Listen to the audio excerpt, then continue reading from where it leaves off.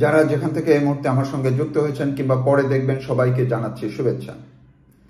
গত দুদিন ধরে দেশে 3 জন সাংবাদিককে চাকরিচ্যুত করা নিয়ে ব্যাপকভাবে আলোচনা চলছে, যা নিয়ে এক ধরনের পক্ষে বিপক্ষেও মতামত আসছে।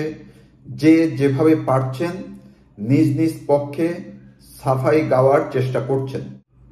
এই যে সংস্কৃতি বিষয়ক উপদেষ্টা সরওয়ার ফারুকী, তিনি যে কাণ্ডটি করেছেন তাকে সাংবাদিকরা প্রশ্ন করেছেন, তিনি তখনই উত্তেজিত হয়েছেন এবং পরবর্তীতে তিনি স্ট্যাটাস দিয়েছেন।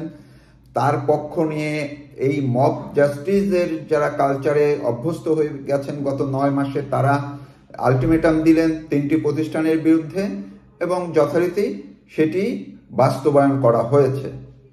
এখন কেন আমি এই 3 জনের বিষয়টিকে গুরুত্ব দিতে চাচ্ছি না, আপনারা দেখুন গত 9 মাসে এই 3 জন কেন, কত 3 জন সাংবাদিক চাকরি হারিয়েছেন, কৌশলগত প্রক্রিয়ার মাধ্যমে তাদেরকে ছাঁটাই করা হয়েছে, কতজন স্বেচ্ছায় চাকরি ছাড়ার নামে মূলত নিগৃহীত হয়েছেন, কতজন সাংবাদিকের বিরুদ্ধে মামলা হয়েছে, কতজন সাংবাদিক হামলার শিকার হয়েছেন, কতজন সাংবাদিক কারাগারে আছেন, কতজন সাংবাদিকের বিরুদ্ধে হত্যা মামলা হয়েছে, এগুলো এখন কে না জানে।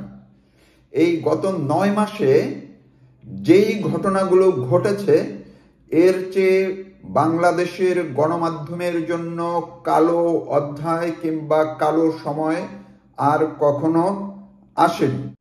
আমি দায়িত্ব নিয়েই বলতে পারি যে আমার দীর্ঘ 35 বছরের সাংবাদিকতা জীবনে জাতীয় পার্টির সময় দেখেছি, বিএনপির সময় দেখেছি, আওয়ামী লীগের 2টি টার্ম দেখেছি, পাশাপাশি 4টি তত্ত্বাবধায়ক সরকারের সময়, এখনকার নিয়ে অন্তর্বর্তীকালীন সরকার নিয়ে দেখছি।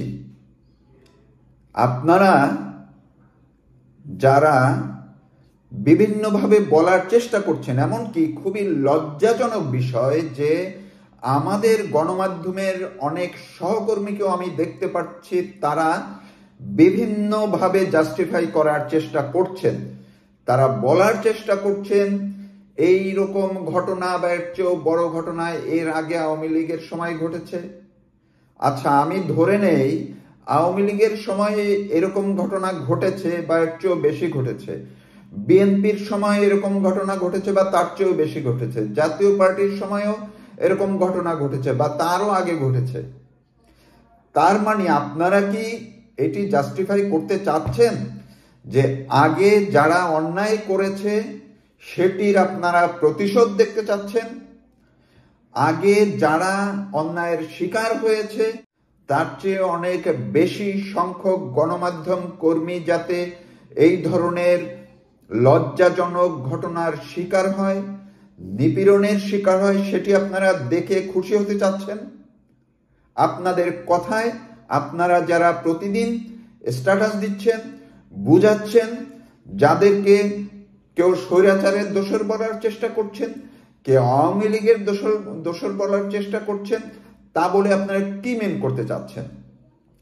যদি আপনারা বলতে চান যে হ্যাঁ, যেহেতু আগে যারা অন্যায় করেছে আপনারাও সেই অন্যায় আপনারা করতে চান, সেই অন্যায়কে আপনারা জায়েজ করতে চান, সেই অন্যায়কে আপনারা প্রতিশোধ পরায়ণ হয়ে প্রতিশোধ নিতে চান, তাইলে আপনারা সেটি ঘোষণা দিন।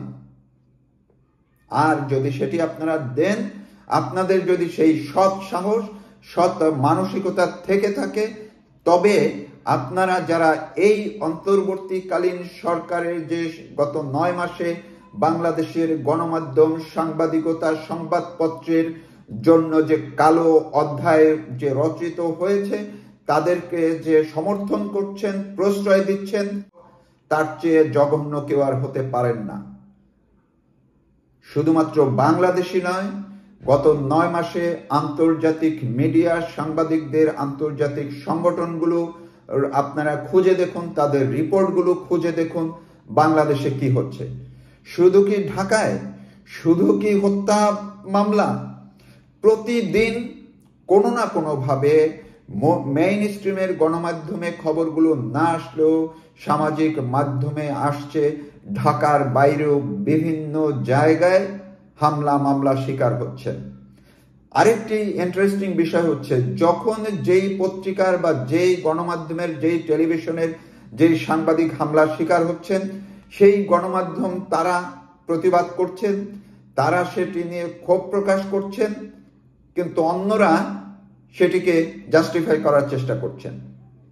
এমনকি ওই পত্রিকা যারা একবার হামলার শিকার হলেন বা তার কোনো মাঠ পর্যায়ের কোনো সাংবাদিক হামলার শিকার হলেন, তিনি সেই ঘটনার প্রতিবাদ জানাচ্ছেন, কিন্তু আরেকজন বা আরেকটি পত্রিকার বা আরেকটি টেলিভিশন চ্যানেলের সাংবাদিকের বিরুদ্ধে যখন নিপীড়নমূলক পদক্ষেপ নেওয়া হচ্ছে, সেটির পক্ষে আপনারা আর কথা বলছেন না। তখন ওই গণমাধ্যম কে স্বৈরাচারের পক্ষে ছিল, কে আওয়ামী লীগের পারপাস ছাড় পড়েছে, কোন সাংবাদিক কি করেছে, এগুলো নিয়ে মেতে উঠছেন। তার মানে আপনারা সবাই মিলে আসলে বাংলাদেশের গণমাধ্যমকে এখন কি পর্যায়ে নিয়ে গেছেন সেটুকু চিন্তা করুন। এই যে উপদেষ্টা ফারুকী কিংবা প্রধান উপদেষ্টার প্রেস সেক্রেটারি যিনি আছেন, তিনি এক সময় সাংবাদিক ছিলেন, তিনি ইতিমধ্যেই বিশ্বব্যাপী গণমাধ্যমের শত্রু হিসেবে চিহ্নিত হয়েছেন। মোস্তফা সরোয়ার ফারুকী গণমাধ্যমের শত্রু হিসেবে চিহ্নিত হলেন। এর আগে মাহফুজ আলম ঘোষণা দিয়েছেন যে যারা আওয়ামী লীগ সরকারের সময় বিভিন্নভাবে তাদেরকে প্রশ্রয় দিয়েছে, ওই সরকারকে যারা সমর্থন করেছে তাদেরকেও বিচারের আওতায় আনবেন। আর সেখানেও আপনারা অনেক গণমাধ্যম কর্মীরা তারা সমর্থন দিয়েছেন, অনেক সম্পাদক, তারা পর্যন্ত সম্পাদকের নামের কলঙ্ক হিসেবে যারা চিহ্নিত, তারা পর্যন্ত প্রতিহিংসামূলক পদক্ষেপ নিয়েছেন। কতগুলো সংবাদপত্রের সম্পাদক পদ দখল হয়েছে, কতগুলো প্রতিষ্ঠানের কৌশলগত মালিকানা দখল হয়েছে, কতগুলো প্রতিষ্ঠানে সম্পাদক কোনো কোনো জায়গায় আগের তারা থাকলেও বিভিন্ন কৌশলে তাদের নিয়ন্ত্রণ আসলে অন্যের হাতে চলে গেছে। আপনারা কথায় কথায় গত 15-16 বছরের কথা বলছেন।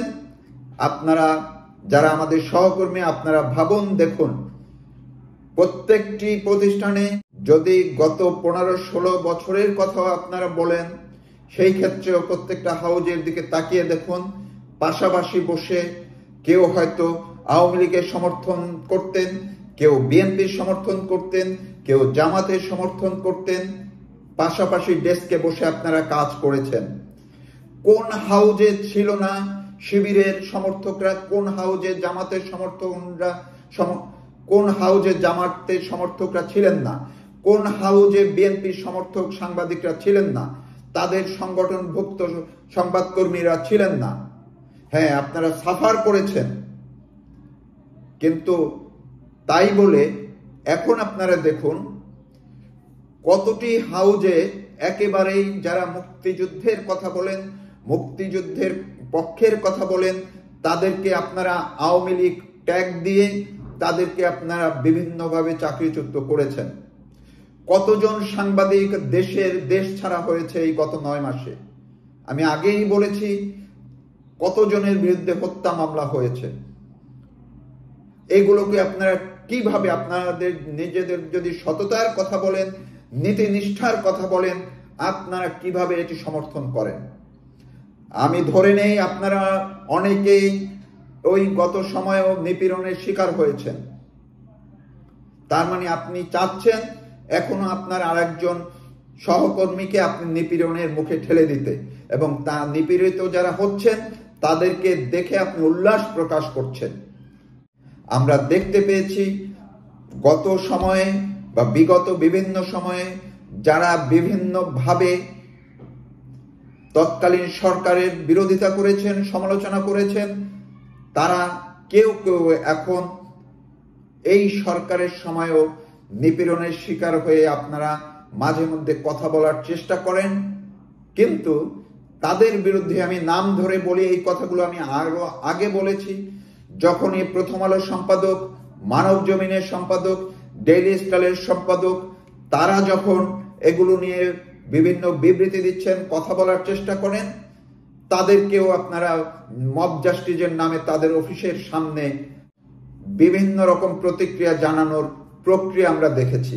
সেগুলোকে অনেকে জাস্টিফাই করছেন, কিন্তু এটি তো এখন একেবারেই দৃশ্যমান এবং প্রতীয়মান হচ্ছে যে সব ক্ষেত্রেই উদ্দেশ্য প্রণোদিতভাবে এবং ন্যাক্কারজনকভাবে প্রতিহিংসা পরায়ণ হয়ে সাংবাদিকদের বিরুদ্ধে, গণমাধ্যম প্রতিষ্ঠানের বিরুদ্ধে ব্যবস্থা নেওয়া হচ্ছে।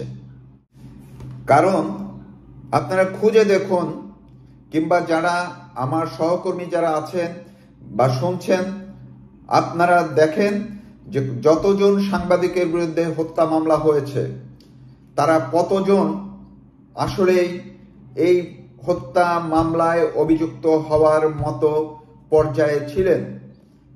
তাদের বিরুদ্ধে আসলেই কি হত্যা মামলা হওয়ার কথা? তারা কি সেই ধরনের কোন অপরাধে যুক্ত ছিলেন যাদেরকে কৌশলে চাকরিচ্যুত করা হয়েছে, কিংবা মব জাস্টিসের শিকার যারা হয়েছেন ঢাকায় কিংবা ঢাকার বাইরে প্রতিদিন হচ্ছেন, তাদের বিরুদ্ধে যে প্রতিহিংসামূলক ব্যবস্থা নেওয়া হচ্ছে সেগুলো কতটা উচিত হচ্ছে?